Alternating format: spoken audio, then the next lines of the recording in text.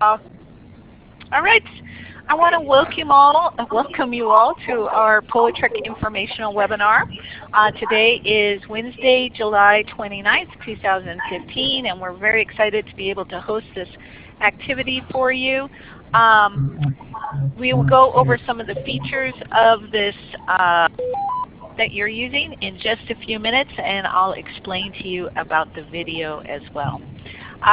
For those of you that just joined me in the last few minutes, on the opening screen, I do have the phone number if you're having any technical issues and your mic's not working or anything related to sound. You can dial 1-800-766-1337 and enter 54366779 #. If you do call in, please mute your computer sound feedback going through the computer and your phone, and mute your phones either with your mute button or *6 so that we can reduce the background noise. We expect a lot of people joining us today and probably people coming in and out. Okay, with that, I'm going to tell you a little bit about the background and what we're using for this webinar. One thing today is you will see that it's just me. I'm ARCUS up there at the top of the participant screen. And my colleague Sarah Bartholow had some other stuff going on today and was unable to help me, so I'm running it alone, although I see a few other ARCUS staff online, but they probably aren't familiar with the system quite yet. So anyway, this is Blackboard Collaborate, and the center of the screen should be where the content is changing. There's a spot that has all the participants, and then there's also a chat feature at the bottom. To send me any questions or to relay information, just type in the white box, hit return, and that sends your chat to the entire room, and we can all see what you've written. Today's presentation will not have video, so if you find it distracting to see the little head icon and the name up there, you can just minimize that window that says audio and video, or collapse it, I guess, is probably the proper term. Anyway, this event will be archived, and we'll post it online as soon as we get it archived. It usually takes us a couple days, and we'll send out the link of where to access the archive to everybody that registered. And if you didn't register and you just happen to get in here today for some other ways, don't worry about it. We will have a link on the PolarTREC website as well. Okay, so with that, go to the next one. Again, if you have any questions, you can type them in the chat box, and at the end of the session we will try to address them live if we have time. Again, there's a lot of people, so probably the best way will be through the chat room. I have a whole suite of questions that people asked when they registered. So if you can wait, at the very end I'm going to go through most of the questions that people sent in on registrations. So hopefully we'll get to everything today. Okay, this is just a quick overview. I apologize, this is going to be a very static presentation, probably like your old college professors. No video, and I'm going to be just talking away to you all. But we have a lot of material to cover, and it is just information. All of this information is on the website, but we want to give you a little bit more details about things, and again address some of the specific questions. So our outline today is to kind of give you an introduction about the ARCUS organization, the one that Sarah and I work with and the one that administers PolarTREC, give you some background about PolarTREC itself, talk about the impacts of it, and of course probably what most of you are here for is the actual application process, whether you be a researcher or a teacher that are applying to the program. And of course questions related to that. So to start off, give you some background about our organization, the Arctic Research Consortium of the United States, or ARCUS for short. We are a 501(c)(3) nonprofit that is based primarily in Fairbanks, Alaska. We also have another office now in Washington, D.C., where our executive director, Bob Rich, lives. And we have a host of staff that live across the country, myself included. I live in Anchorage, Alaska, and Sarah Bartholow lives in Denali National Park area. ARCUS has a lot of things that it does, but we work primarily for the scientific community to promote what is happening in the polar regions and to share what scientists are doing in the polar regions with the broader public. And we have a whole suite of activities that we offer and that we provide to our member-based institutions. So we're a member-based organization, and we work with organizations all over the world. Like I said, we're based in Fairbanks, Alaska. One of the things that we do is we do education and outreach projects. And get to the next slide. And ARCUS has managed PolarTREC for almost over a decade now, as well as some other education Arctic science education related projects. And you can see what ARCUS does and get a better sense of our scientific planning that we do for the science community, meetings that we run, some publications that we've produced, as well as these other education outreach activities through the ARCUS website, which is different than the PolarTREC website. It's arcus.org. So to give you a little bit of background about PolarTREC and the ARCUS relationship, in 2004, ARCUS was awarded funding by the National Science Foundation to host a year-to-year program where we placed teachers with scientists in the field. And it came from a predecessor program called TEA, Teachers in the Arctic and the Antarctic, also an NSF-funded program.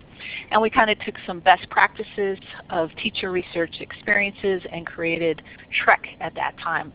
And for 3 years, the TREC program was just focusing on the Arctic. And during 2007, we were awarded additional funding in celebration of the International Polar Year. And that funding ran for about 3 years. And during that time, PolarTREC was designated as potentially transformative by the National Science Foundation, meaning that it didn't fall, the expectations didn't fall in with the normal realm of things, other kinds of teacher research experiences or even just research, and that it allowed us some flexibility to shape the program in order to meet the needs of the participants. So we've been doing that for a while, and that also helped us gain funding in 2010, which just ran out in 2013. We reapplied for funding, and we are currently awarded 5 years worth of funding that runs from 2016 to 2020. So that's kind of our funding history and ARCUS's role in running the PolarTREC program. Who does all this work? Well, here's a picture of the PolarTREC staff. You can see myself, Janet Warburton, Sarah Bartholow. We're the primary project managers, but that's not, we don't work alone. We have a web developer that helps us create our great website. We get systems help from Zeb Pauley, and his brother Joed Pauley is a fantastic videographer and spends time video taping our orientations and working with all the photos that the teachers put together from their expeditions on our Internet Media Archive. And then we're also supported, of course, by our Executive Director, Bob Rich, and other people like Helen Wiggins, our Director of Programs, and all the ARCUS staff. So we couldn't do it alone, but the main contacts for the program are myself and Sarah Bartholow. Sorry, it's hard to switch slides when you're by yourself. So if you haven't read this yet, PolarTREC, it stands for Teachers and Researchers Exploring and Collaborating. And as I mentioned, we're a teacher research experience, and that means that we put teachers out in the field so that you can get hands-on experiences.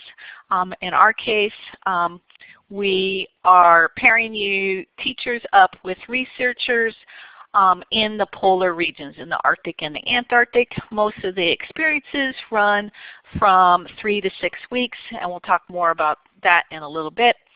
And it's not just a really cool trip to the polar regions, although you do get that as a benefit if you participate in this as a teacher, but it's also the whole purpose is for teachers to gain some content knowledge about the science that's being done in the field and really get a better understanding of the scientific process and what the role is of science in both, in a variety of disciplines, as well as what science can do on a global basis.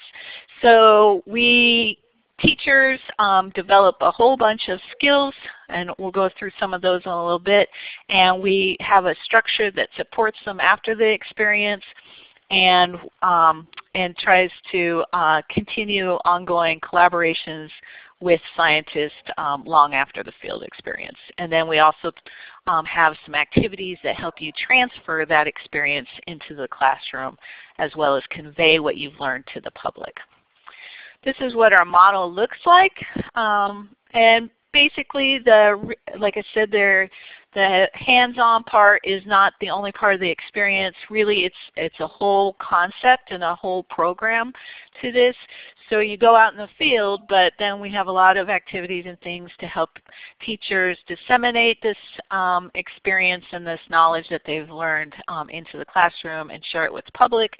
And then again, we have mechanisms to sustain and help that group of participants after the field experience and into their careers down the road. So that's kind of what our model looks like. I'm going through a lot of this really quickly, and it is all on our website. So I want to get to the application stuff, which I know is what a lot of you are interested in. Some of the key activities that we have, and you will see this in a number of places. The big one is our orientation, which is located in Fairbanks, Alaska. And I'll have to look up the dates again, but I believe it's in February 2015. I'll look up the dates, or it's in another slide coming up. It's a one-week orientation. It is mandatory for all selected teachers, not for researchers that host a teacher, but it is mandatory for teachers that are going to go out with a researcher. And it's an opportunity to develop kind of a team approach to your upcoming year, as well as learn about all the different tools and things that we have available to you over your expedition and while you participate in our program. The other thing that we have in place, and if you apply to PolarTREC, especially as a teacher, is that we have this intensive selection process, which I'll go over. Another key element, especially if you're a researcher, is that the researcher makes the final selection. We guide you through that process, and we'll give you applications to review and such, but it is the researchers that make the final choice of who goes out in the field with them. We have a really strong relationship with some logistics providers, so we will give you all the details you need to know about getting to and from the field and what that looks like. Again, this is some of the stuff that we'll cover in a little bit, but we do cover teachers' substitute costs while they're out in the field, as well as other expenses. And one of the really wonderful features about having a long program and about being very successful is that we have this amazing alumni network. There are some fantastic teachers out there, and they've been through this process, and they're doing amazing things. I'm always amazed at what they do. Anyway, we involve them in every way we possibly can, and they become your best friends in professional development. We also do have some support for travel, for pre and post, and then again we have a website and access to other resources that hopefully you can access down the road. All right, so whoops, the slide didn't come through, so I'm just going to skip it, other than to say for a timeline that we hope to have the application will close on September 8th. We have a selection committee that starts reviewing applications in September and October, and our goal is to have things wrapped up for the selection piece by December, and then February is our orientation. Expeditions start sometime in the spring and over the summer and over next year at this time, as well as into the winter, and it's kind of this ever-evolving and ongoing process. But you can expect to be committed if you're a teacher for about 18 months. So what does this look like? So the teacher research experience, as I've mentioned this a little bit, is you're matched with researchers if you're a teacher that's applying to our program, and you travel to various locations in the polar regions. As I mentioned before, their experiences last anywhere from 3 to 6 weeks depending on what your expedition is. It's intense field work. You become part of the team and are expected to do not only work with the team but also do outreach activities and helping promote the research and the science that's going on. And we do just don't send you out blindly. We do try to train you and get you ready for that experience. This map shows you some of the places that we've hosted expeditions. A lot of them have actually duplicate, but you can see both for the Arctic and the Antarctic. It's, for the Arctic, it's not just Alaska-based. Of course, we do have a lot of expeditions in Alaska, but we've sent teachers to Russia, a lot of ship-based expeditions, Norway, Finland, Greenland, and Iceland, and Antarctica, wherever the U.S. bases are, as well as ship-based ones. Part of our model is trying to give you this professional development. I mean, that's the reason for our whole program is professional development for the teachers. So you are immersed in scientific content while you're out there. You get to test out the latest scientific equipment that's associated with the research project. And one of the greatest things about being a teacher or getting to know teachers of PolarTREC is that they learn how to access scientists. So you don't have to actually go out in the field, but boy, if you can connect with a PolarTREC teacher and tap into that resource, they become very familiar with how to navigate the scientific world and to open up that communication bridge between teachers and scientists, and they're wonderful. So if you don't go out, make sure you get to know a PolarTREC teacher because they will definitely put you in contact with a scientist. And you also utilize these experiences down the road. As far as the other part of our model about reaching out to classroom and public, we have a lot of tools that help you do this that we've developed over the years. It's a big aspect. It's one of the main reasons why researchers want a teacher on their field expedition is to help be that communicator of science to the public. So we have a lot of outreach tools. I won't go into all of them here, but if you get selected, you'll That's one of the things that you'll learn for the 1-week training is how to use all of our tools. If you don't get selected, we hope you'll explore those tools because there's wonderful things like the webinars that we have researchers and teachers do from the field. There's journals and photos and places for the public to interact with the research teams.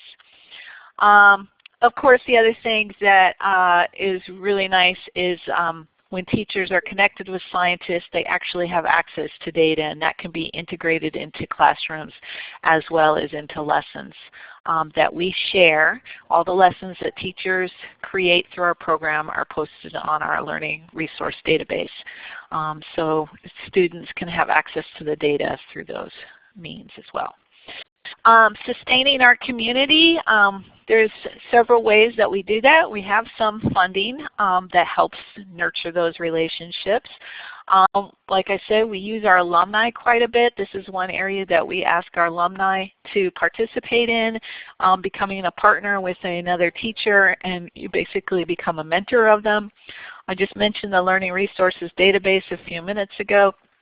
This is where everything is located that gets produced from the teachers, as well as a collection of other resources like articles and things that are relevant to the polar regions. Most of you got to this webinar through the email listserv. If you didn't, I encourage you to join the listserv because that's a great way to hear about what's going on. And then we also have some international collaborations with other organizations or associations that we can connect you to not only network with people across the nation, but internationally. And that would be for both teachers and scientists. Okay, so some of the data and things that we've learned along the way, and I'm getting there, I promise, to the application stuff. I just want to give you some background here. And if you've typed anything in the chat area, I have not watched it, so I apologize if you have a question there. So this is just a graph that just kind of, or a table I mean, that shows you where people have gone over the years, kind of goes back to the funding cycle.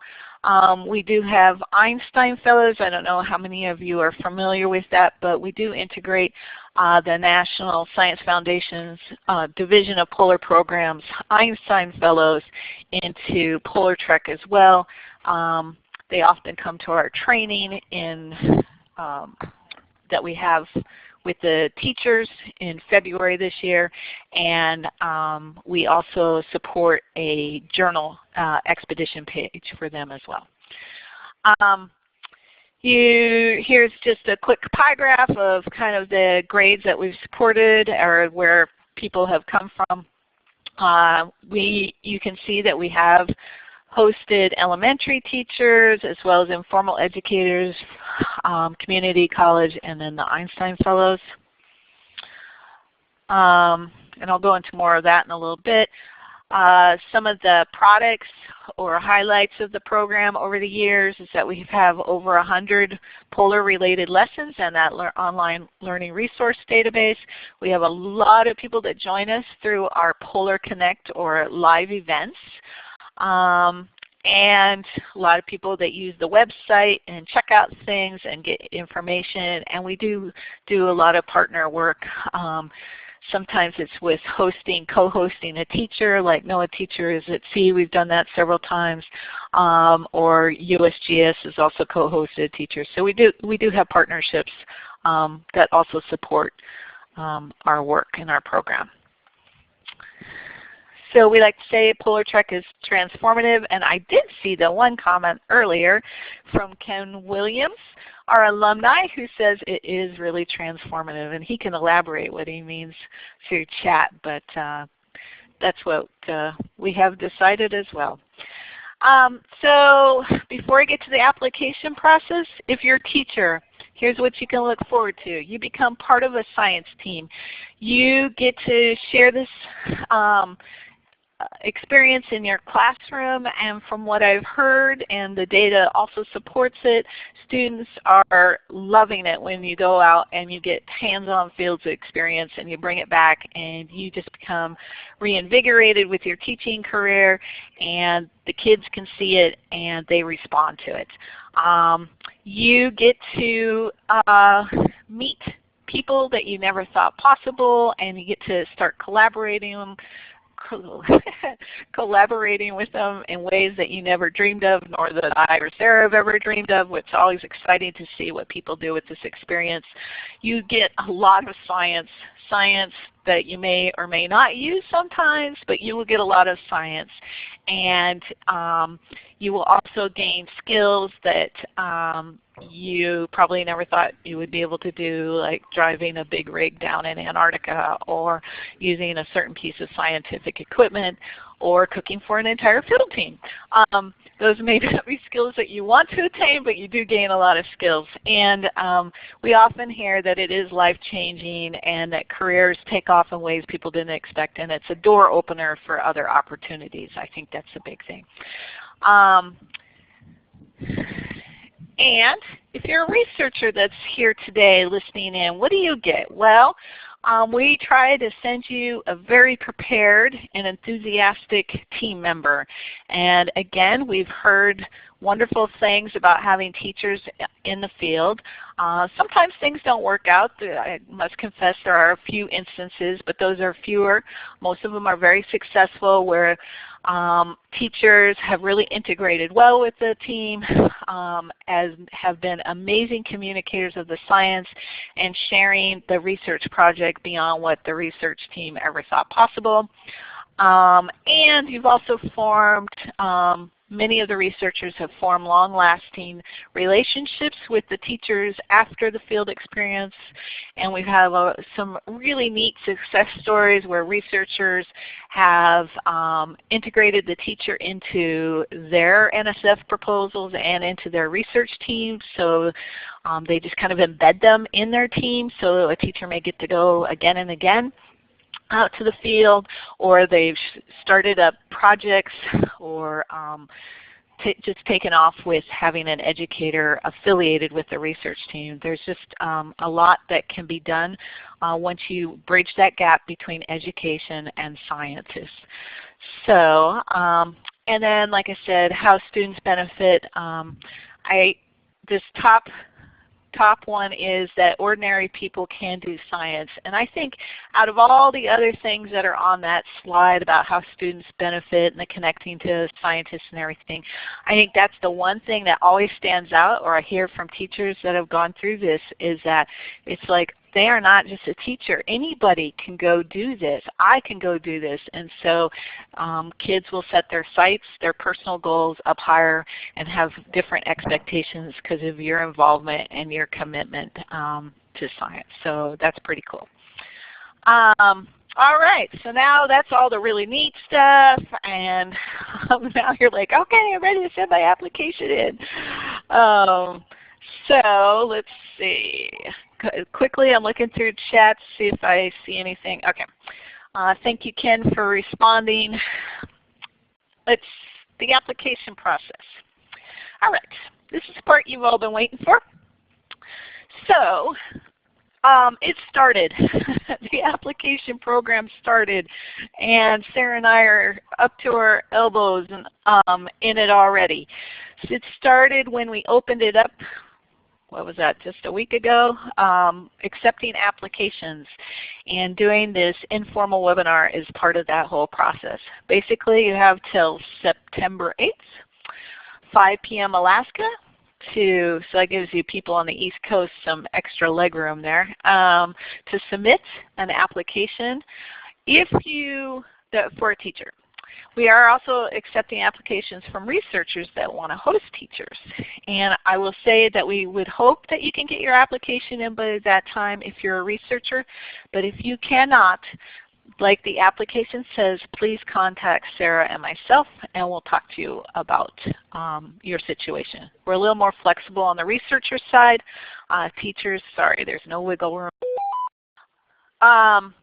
So we will convene a selection committee that's usually made up of former alumni, PolarTREC alumni, both teachers and researchers. Our logistic providers often also help with that. We do an in-house look at applications first, then we send it to our selection committee, and they get a subset of applications, and a little team of them will work together, and then we discuss, and I'm going to highlight it again, we discuss every application that comes to us. There isn't one application that doesn't get reviewed at least once. Most of them get reviewed 3 times. And we get over 200 applications from teachers and about 25 to 30 from researchers. This year we will be placing 12 teachers in the Arctic, and 12 teachers in the polar region, 6 in the Arctic and 6 in the Antarctic. So there's 12 slots. The selection committee will kind of give us their top pool of teachers, 40 teachers. And then we connect with the researchers that we're going to host a teacher, and we start going through a process there where we've matched based on some of your answers, teachers' answers in their application about your background interest and where you want to go and all those kinds of things. We will match you up with the researcher pool, and then we select about anywhere from sometimes 7, but usually 5 applications that are best matched with some extras, and we send that off to the researcher and their team. They review them, and then they tell us their top 3 people that they want to host a phone call with and do an on-the-phone, over-the-phone interview.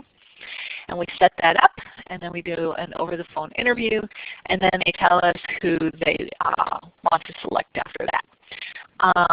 And then we hope that everybody's matched up, everybody's okay with their whole thing by late November, December. We will tell you if you've applied to the program where you are in the whole process.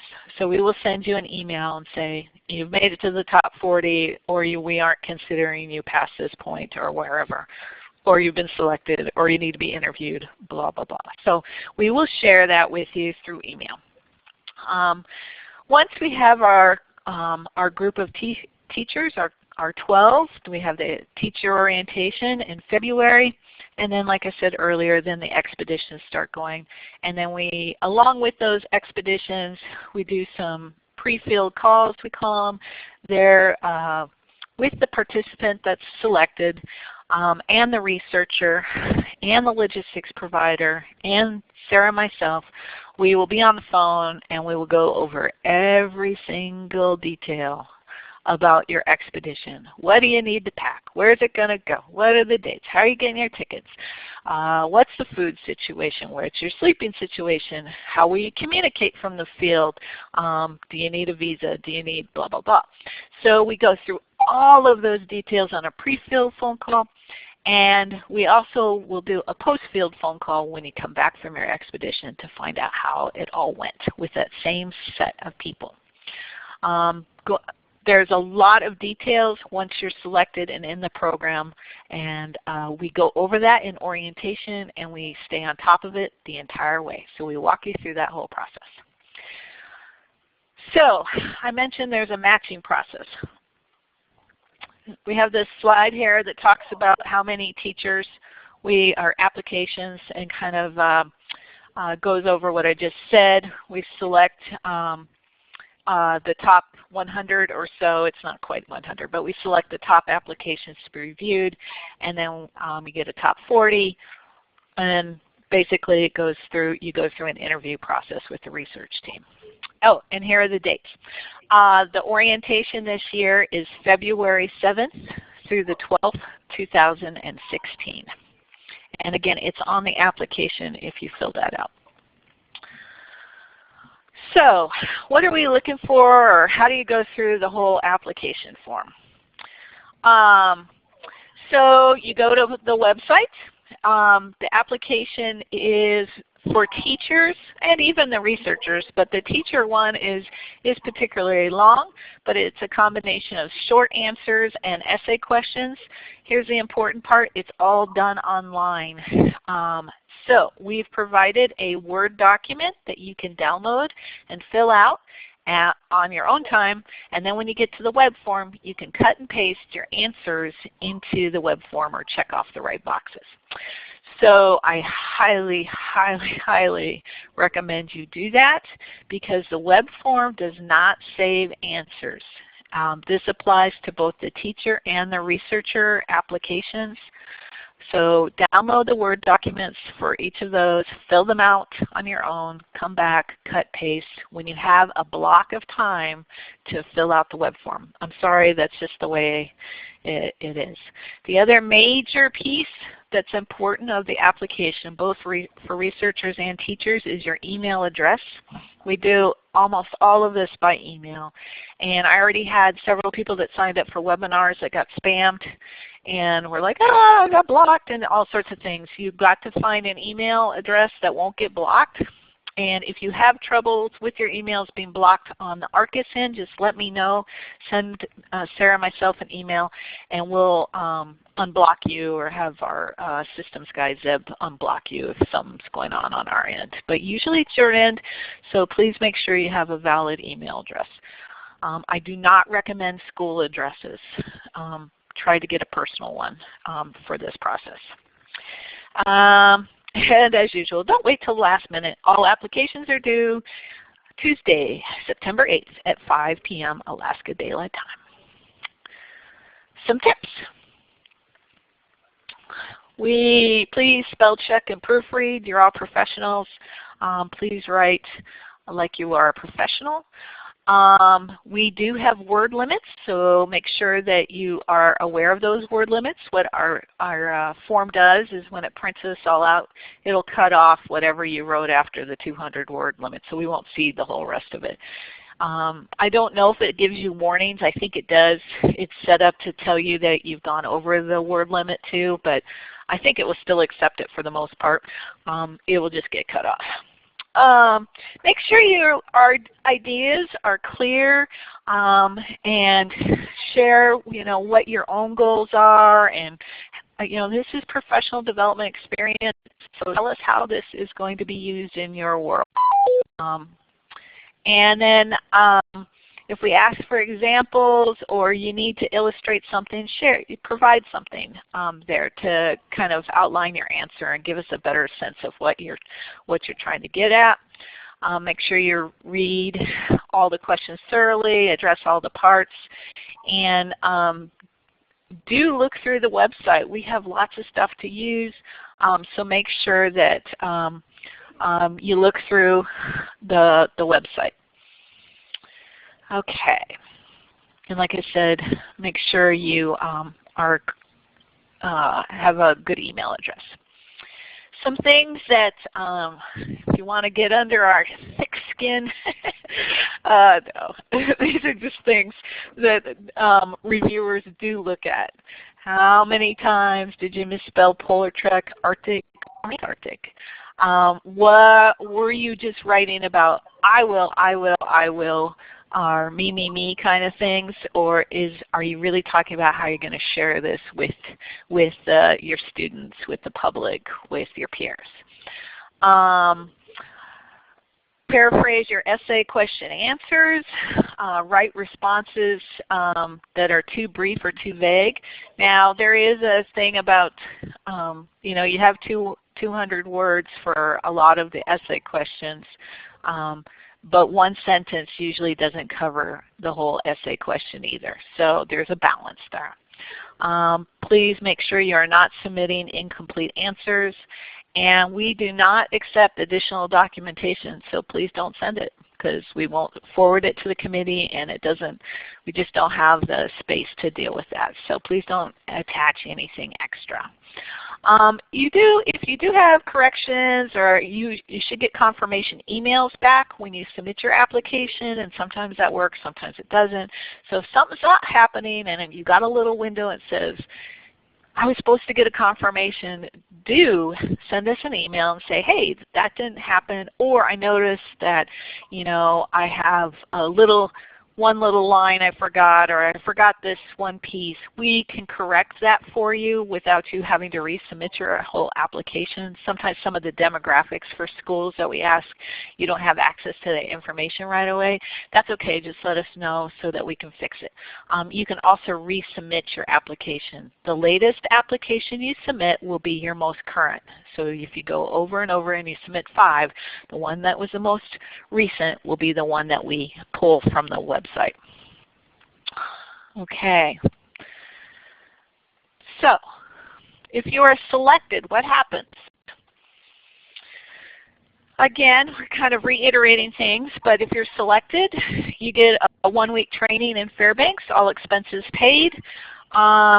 We have some travel support for pre- and post-field meetings between you and your research team, so we'll pay for you to go visit the institution or the researcher to come to your school. We do provide equipment for part of your participation, so like when you go out in the field, we do have Macintosh laptop computers, cameras, and all the accessories related to that, and we go over those, what your needs are before you come to training. And we can provide most of your outdoor gear that you need for being out in the field. Again, we go over that with you, and it depends on where you're going, the Arctic or the Antarctic, and our logistic providers, we work with them on that. They also provide your travel to and from the field and within the field. So, you know, this is all expenses paid kind of deal. Substitutes cost, we also pay that for the orientation week, during your expedition, and for any of those pre or post-field meetings that you go to. And we do also have some financial assistance for some extra costs like visas. Teachers that go to Antarctica or researchers go to Antarctica have to go through a physically qualified process to go, and when sometimes insurance doesn't cover that, and we pick that up. If you're a researcher, we work with the NSF logistics contracts. For right now, that's currently Lockheed Martin for the U.S. Antarctica program, and CH2M Hill Polar Services for the Arctic program. So we'll work with them to cover the cost for the teacher to participate in research. So let's see what else. Again, we provide the technology equipment, most of the gear, and things for the teacher to communicate from the field, and we go over what those might be. Some costs that a researcher may incur include if we don't have funds for researchers to come to orientation in February, although we'd like you to if you can, but that would be through your research grant or some other funding source. We do have some funding. It's just very limited for you to meet your teacher. We prefer the teacher to come meet you, but we do have some, but not a lot. And then we also can't pay for any of your costs to join the, do interviews or to participate in any communications that you might have with your teacher. Most of the pre-field and post-field calls and things like that will be through our 800 number, so we do cover those things. So any materials or things that you send to the teacher, we also can't cover that. But you can always ask us, and we'll see what your needs are, and we'll see how they could be covered if you can't cover them. Costs for teachers, there's personal stuff that we don't cover, medical insurance or evacuation insurance that doesn't get covered by your company. We probably won't pick up. It just depends. Any salary related costs, we do not do stipends. And we don't pay your salary. We reimburse school districts for substitute time. and any personal travel that goes as part of your expedition before or after. We don't cover that. Okay.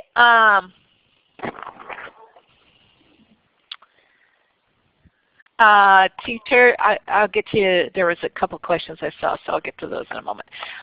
Teachers' expected time commitment. So the orientation's in Alaska. It's 1 week. You'll have travel on either side of it. So, and you know, it's actually 5 days of actual orientation, and so it's basically 1 week. You travel on one day and travel at the end, and you're here for the duration. We have several webinars that are training related. We have pre-logistics phone calls. You have 3 to 6 weeks that you're in the field plus getting there. You need some time to practice on your own and maybe do some training. You also need to get familiar with the subject of your expedition, so you may have some reading on your own and reaching out to other colleagues or researchers or teachers. You need to have some planning time to do outreach activities and actually conduct some of them, like maybe you'll do presentations in your area or do something at a cafe or coffee house or the library. So there's a whole bunch of things that you will be doing on your own. And then we also have program requirements. And like I said at the very beginning, I think we decided that by the time you finish all the program requirements and done at least some outreach for the program, for many teachers it's a never-ending process, but you'll have completed all the requirements and everything probably within 18 months of like submitting your application. That's kind of the duration of things. So like I said, this is professional development, so a lot of people go way, way beyond that 18 months, and we always hear from what they're doing, and they're always doing outreach and things like that. Okay, for researchers, it's a lot less time as far as I guess doing the outreach and everything like that, but you will have to do some reading of applications and selecting your teachers. This can be about an 8 to 10 hour process depending on you and your team and how many people you have to work with. We do have webinars that we want you to be part of. Those are usually 1 hour. We do have pre and post logistics phone calls. Those are usually about an hour. Depending on the nature of your logistics, it could be longer and more frequent. Just depends on what you've got going. Of course, we want you to work with the teacher. So there's that commitment time in the field, as well as probably sharing resources with them before they go out in the field and talking with them when they come back about what they want to do with the experience and helping them develop outreach activities once they're back from the field. So you may have abstracts to review for presentations or PowerPoints and things like that. And then we do have an evaluation piece that's part of PolarTREC that everybody participates in, and for a researcher that's once a year, and it's probably less than an hour to do that piece. Okay. So what happens if you didn't get picked? Now what do you do? And that will happen. So we want you to apply again. We're lucky that we're funded for till 2020, so that gives you some time. We really want to encourage you that now that you know about these expeditions and all these resources, that you use the website, and that you maybe for a classroom project have your students pick a teacher and follow them for the season. Have them write to the scientists, ask their questions, and just kind of be more engaged in what is happening with polar science, in particular if you never thought about it before. We do note people that we've seen participating over the years. We just know, we know those names, and we've seen them in webinars, and then we'll see their applications, and we'll hear about activities. So we know that you're out there, and we wish we could place you all on expeditions, but it's just not possible. But do become part of the growing community of polar educators, even if you haven't been on an expedition. And we can connect you with other scientists, we can connect you with other teachers, and you can start to kind of build your own professional development as you go through, if you didn't get to get picked this year or in the next year or so. There's also a lot of videos and resources out there that you can use to teach polar science in your classroom and bring that into what you do. As I mentioned, we have these live events. We hope that you'll take part in those with your students, or even if your students aren't with you, that you sign on for it. There's some fantastic events that go on. There are international, 2 international networks if you're, that you can belong to, either as a teacher or a researcher. You can belong to both of them. APEX, the Association of Polar Early Career Scientists, and Polar Educators International. Very fantastic organizations and a way for you to connect internationally and learn more about the polar regions. All right. Frequently asked questions, and then I will, if we don't get to your question after I go through all of these questions, please type it in the chat box. Like I said, I'm just talking at you right now. So these questions came up for when you guys registered, and so we pulled them all together kind of by topic. Expedition information. So a lot of different questions about what are the programs and things like that. So I'll try to go through them all. The different programs, like we said, are 3 to 6 weeks, and we won't know until the very end what expedition you picked for, and we won't know the duration. That'll happen during the interview process. So when you're applying to a suite of disciplines, a suite of projects, and for any duration. And I know that's kind of vague, but it's the best way to match you up actually, and it works really well. So you will get a choice if you get through the whole pool and we send your application off to a researcher that's doing, say, snow science for 6 weeks in the Arctic in April.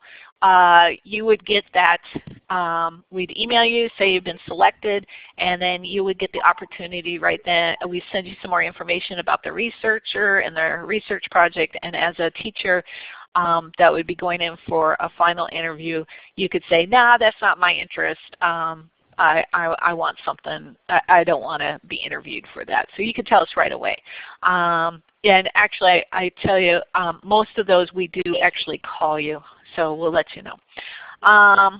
3 to 6 weeks, again, how long you are staying there, it just depends on the research experience. Again, the dates are all dependent on what you eventually get matched up for.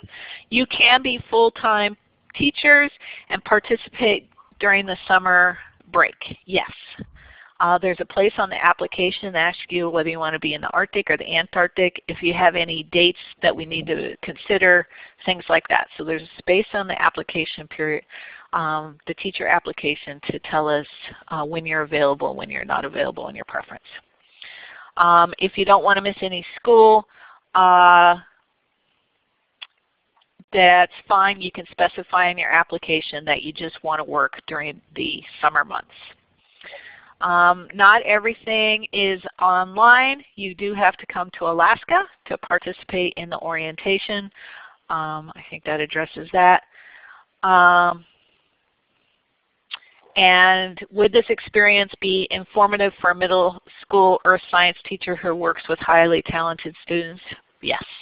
It's what you make of the experience and what you want to bring back that counts. Do we intend to favor participants with a similar experience? We do not favor anybody. We do not weight this. You just have to explain, if you have had a prior experience, why you should participate in another one and how you would benefit. I was very fortunate to be in the top 40 last year. What would increase my chances of making the final selection? Really, at that point, we send your application off to researchers. So sometimes it's just a matter if we have a science project that relates to your area of interest or not. If you made it to the top 40, you've done a great job, and that's pretty much all you can do at that point. There's not much more you can do. And we just hope that we have a research project that matches you. What sorts of experience, preparedness plans, and background should emphasize to be most competitive? There is no what sorts of experience. You just got to articulate why this is useful to you, how you think you'd learn from it, and what you want to do with it. Most of the researchers are just looking for enthusiastic people that want to communicate science, and we're looking for teachers that want to use this not for the short term but for the long term. How do you recommend approaching the application as an informal educator? You just have to, again, we really target K through 12 educators. So if you're an informal or community college person that's applying to the program, you just need to show how this professional development will be used to further your career and how you're going to share it and make the most out of it. It's mostly just knowing that that's where we're coming from. We do have exceptions, and we've had informal and community college people apply to this program, so you just need to really show us how you'll impact the public and what your ideas are for really getting the science out there. Do you find that schools work well with teachers when they're accepted? This is a mixed bag. I don't know all the relationships teachers have with their schools. I think some schools it works better than others. It's just it really varies. What I can say is that you do need to talk to your administration if you plan on doing this during the school year, because there's nothing worse, and this has happened, to have teachers go through the entire process, get all the way to the final rounds, be interviewed, and then find out that their administration does not support them going and that they will lose their job if they go. We don't have any say in what happens at your school site, so you have to talk to your administration about going out on these things. And I think you'll have to work get your colleagues excited about you going, and show them how they can be involved in what happens, and how you'll bring it back to all the classes and things like that. That'll make it much easier for the schools, and they'll probably be more willing to support you. I'm sure some of the teachers that are in on this informational webinar can probably address that better than I have and share tips with you. But we do cover that in orientation. That's not an uncommon question. So if you get selected and you're through orientation, we will also go over that piece too. Costs. What would travel costs? Research. I forgot. Researcher. What does PolarTREC look for in a competitive application? We have examples on our website for teacher applications. So you can review those as to what a good application looks like.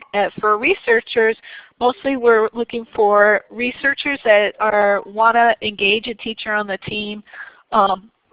Yes, we know you want them for field hands, because that's what every researcher wants. They love having the extra hard worker in their field camp. But we also want you to explain how you'd work with a teacher and really use them to help you communicate science, and how you want to be more involved in K-12 education. So for researchers that are filling those out, that's the kind of researcher we're looking for. is somebody that really wants to really embrace having an educator on their team, even if you don't know what that looks like, but you have some ideas, share them with us. Yeah. Okay, would travel costs be covered? Yes, I already covered that. Travel costs are covered for the week while you're out in the field, as well as to and from meetings at the field. So travel is covered. Don't have to worry about that. If you're not able to make the training in February, we have a spot on the application for you to tell us why you would not. It is actually mandatory, so it would have to be some extenuating circumstances. We've had a few exceptions to that, like I said, but it was due to some serious issues that happened and it weren't foreseen. So we really want you to be at training. It's pretty important. If you can't be there because you planned your wedding years in advance and you're ready to get married that week, or something else like that happens, that's fine. Or you're having your baby that week or something. Just write it on the application. What are the fees? There are no fees to apply or to be involved in our program. It's free. It just takes time and commitment. Is there any sort of stipend? No, we pay for substitute costs. For the researcher, we also do not give stipends to the researcher. So can anybody else hear me? Somebody else said they can't hear me on the chat. If you can hear me, let me know. Okay, thank you. Still audible. All right, great, thank you. Eligibility. If you are not in a K-12 classroom, are you still eligible to apply? Yes. Just articulate what your plans are and how you use this. Can one participate in this program if they reside outside of the United States? Yes. If you are a U.S. citizen, yes, you can reside outside the country and teach outside of the country to apply to this program. Just please be very clear on your application as to what your circumstances are, where you're teaching, how this would be applicable.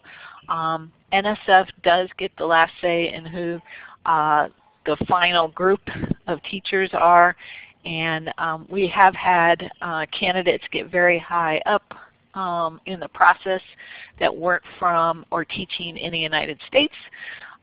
So you just have to articulate where you are and how you would use this and why we should pick you over a K-12 teacher that's based in the United States. So just be very clear on your application. And can I apply if I teach something other than middle or high school? Again, our preference is this year is 7th through 12th grade teachers. However, there's some exceptions to that, and there's so just again, please be clear about that. What it is you're teaching or why and how this would be the best professional development for you and why we should be picking you over some other teacher. Am I eligible to participate if I do not work in a classroom? But yes, I already answered that one. Researcher, do graduate students qualify as researchers to apply for the program, or do you need a PI to apply? Graduate students can apply to the program, and maybe just if you are not the PI of the that's applying, maybe just make sure the PEI knows that you are applying and you just indicate that on the project. But we like grad students. That would be perfectly fine. Other questions. What ships will you use? What bases will you use in the Arctic or the Antarctic? You can look online for a lot of this, but ships tend to be the Healy for the Arctic, the United States Coast Guard cutter Healy for the Arctic, and for Antarctic it can be on the Palmer, and there's another one, oh, the Gould. And for bases, it's usually McMurdo, South Pole Station, or the Palmer Station, so all three. If I start a project, is it possible to continue to get data and information to share? Yes, that is possible, and these are some of the things that you would work out with your researcher as to how public the data that you want is, etc. But in general, yes, we do that. Yeah, and you could share it. What type of research projects will be conducted? Right now we don't know because we don't have researcher applications, but it's usually a whole variety of disciplines, from soil work to microbiology work to just looking at the tundra, glaciology, ice cores, soil cores, sea ice work. We've had small mammal work, large mammal work, atmospheric kind of projects, a whole range. So we will know that once we receive applications from researchers and we have a sense of where the expeditions will be taking place. So you will be applying to a wide range of projects. But if you have, there are places on the teacher applications for you to specify where your interests are so that we can make a best match. Oh yes, and spiders. Thank you, Ken. Okay, I'm getting close to wrapping up here. I know that there's, yeah, this is my last questions, or last suite of slides with questions. Will there be light or darkness during the expeditions? Depends on where you're going and what time of year. And again, just look at the expeditions we have online to get a sense of what we've done in the past. What are you doing exactly? What will you be doing exactly, I think is what that question is supposed to be. You will be part of the team. Do what a team is doing. It could be everything from collecting samples to cooking to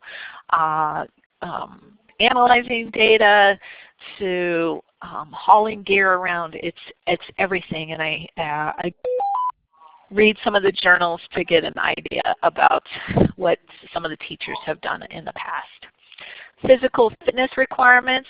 We do ask a general health question on the application. It's just to give us a sense of whether what expedition you would be best matched with. And for some expeditions, you may go through a more have a thorough fitness physical, or if you're going to Antarctica, you actually have to get physically qualified, and it's a full medical dental physical that you go through. So we just are trying to get an idea. We don't want to send you on an 8-mile-a-day kind of walking expedition if you can't walk 8 miles a day. Not all the expeditions are like that. Some are on the ship. So, but if you're seasick and you get seasick, then we aren't going to put you on a ship. So those are the kinds of things we're looking for. And all of the requirements vary.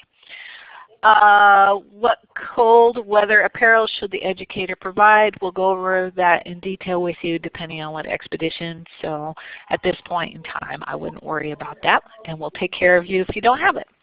I was assuming that we were paired with researchers based on our experience. Is that true? No.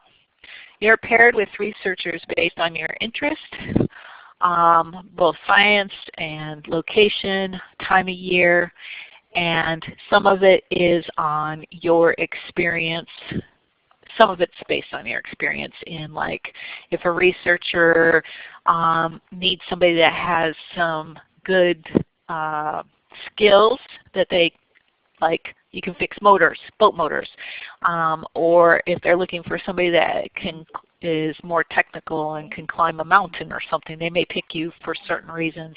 But most of our expeditions, that is not the case. They're looking for just teachers that are willing and able to be part of the team and are capable of communicating that science. So it's not based really on your prior experiences. It's based on what you want to do with the experience. and your interest in that science. I'm a chemistry teacher and I'm very interested in PolarTREC. Will any of the research have a chemistry application? We do have a lot of chemistry type of expeditions, so if we get a researcher that has that this year, yes, that would be applicable, or in the future, yes. So the answer is yes. I am really interested in this opportunity. Would love to know more about the educational background. Okay.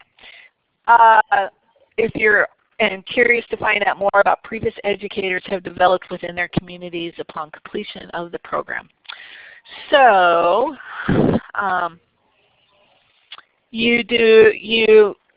as far as educational background, we ask that you there's a lot of places on the application that will ask you that, so you can provide that information to us. We aren't looking for too many specifics in that area other than that you're a teacher if you're applying, or an informal educator or community college, already the criteria we've given you. And if you want to see what teachers have developed upon completion, probably the best place is to go to the learning resources or pick an actual expedition on our website, and you can just randomly pick a teacher. Especially the new ones, they have a profile that's associated with them, and it talks about all the resources that they've created. So it shows some of their media that they've done, lessons that they've done, or other things that they participated in. And that's probably the best ways to kind of get a sampling of what teachers have done when they've completed the program. And then when we go through training, we talk more about that as well. So let's see. Let me see if there's any questions here in chat now. So somebody wrote, I'm curious if it doesn't make sense for my schedule to apply this year, when will the application 2017-18 be available? Will it likely be a similar same application? We anticipate that we would have the applications open up around the same time in 2017 and 18, so August through September. And yes, the applications would look similar. Although sometimes we tweak questions just like we did this year, so, but overall they'd be similar. Hopefully that answers your question there. I teach math and robotics, but have spent time on similar research activities to help increase my contact knowledge and incorporate STEM across my curriculum. Am I still eligible since I don't technically teach a science class? Yes, you are still eligible. And you just, again, this is all about showing how this will be relevant to your professional development experience and your career. And so you just have to point out the relevancy and why an experience like this would be good for you in your application. There's several ways to do that as well.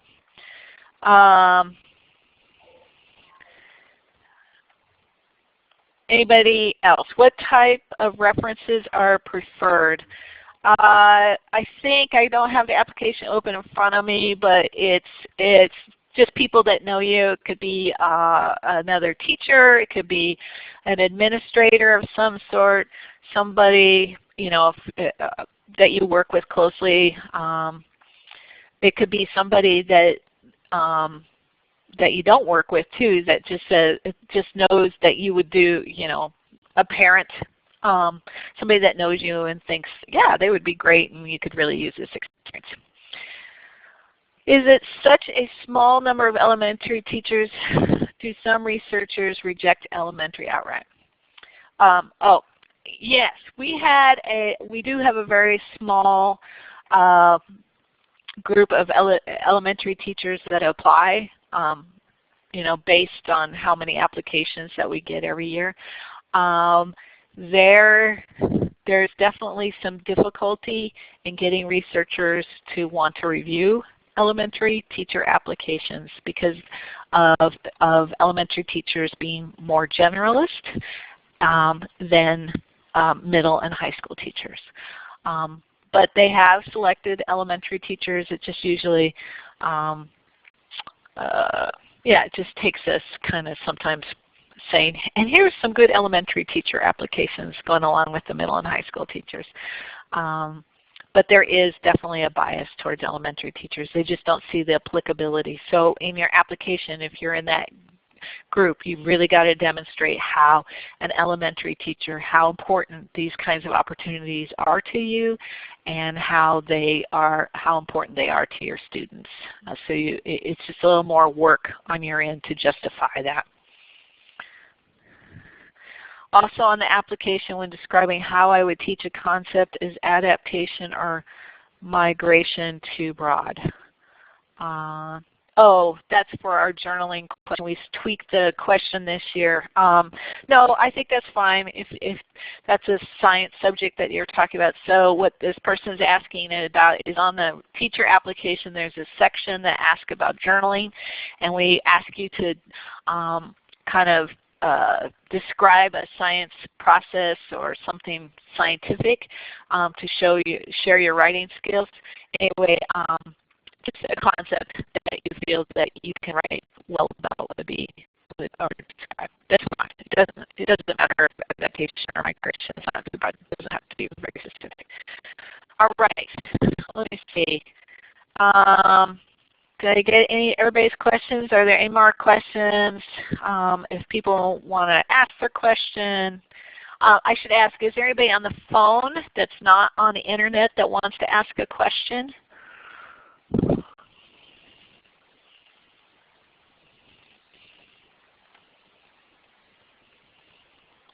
Okay. All right. Okay, so you're welcome. Again, the applications are due Monday the 8th. There's one for teachers, one for researchers. We're around, so if you have questions, please send us a note at info@polartrec.com and we'll try to address it.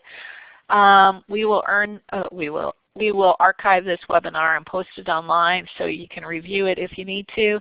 Somebody's asking, is there any possibility to earn graduate credit through this expedition? Excellent question. Yes, we will work with you if that is something you're interested in.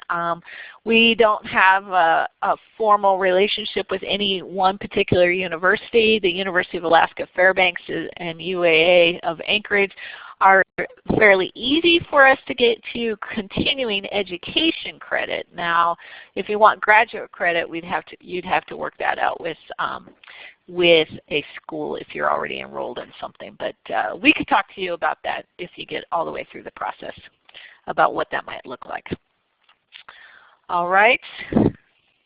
Again, we want to thank the National Science Foundation for continuing to fund PolarTREC, and of course our home organization ARCUS for supporting Sarah and Janet's antics and craziness to keep doing this year after year. But we love it, and we love all the teachers and the researchers. So I really hope that you'll apply and give us an email if something comes up and you need more clarification about anything.